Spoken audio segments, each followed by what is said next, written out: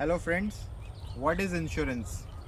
आप जब bike purchase करते हैं तो बाइक के साथ में आप बाइक का इंश्योरेंस भी करवाते हैं। इंश्योरेंस बेसिकली एक कॉन्ट्रैक्ट है इंश्योरेंस कंपनी और कस्टमर के लिए कि अगर कोई भी बाइक के अंदर एक्सीडेंट की वजह से या नेचुरल डिज़ास्टर की वजह से डैमेज होगा तो insurance company will bear that. जब आप नई बाइक परचेज़ करते हैं तो आपको इंश्योरेंस 1+5 मिलता है।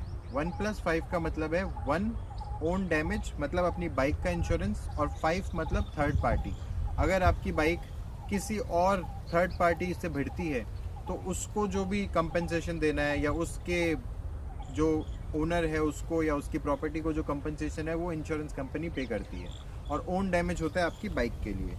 5 साल तक आपको अपनी बाइक के अंदर ज़ीरो डेप्रिसिएशन कवर मिल सकता है। ज़ीरो डेप्रिसिएशन कवर मतलब आपकी बाइक की एजिंग से रिलेटेड या डेप्रिसिएशन से रिलेटेड उसमें जो सैल्वेज कटना होता है वो नहीं कटता है। तो आप 5 साल तक ज़ीरो डेप इंश्योरेंस ले सकते हैं। तो हमेशा कोशिश कीजिए कि जब भी आप इंश्योरेंस रिन्यू करवा रहे हैं, जब आप 1 साल बाद में बाइक का इंश्योरेंस रिन्यू करवाते हैं तो आपको अपनी बाइक का इंश्योरेंस रिन्यू करवाना पड़ता है, क्योंकि 5 साल का थर्ड पार्टी तो है लेकिन ओन डैमेज आपका 1 साल बाद एक्सपायर हो चुका होता है।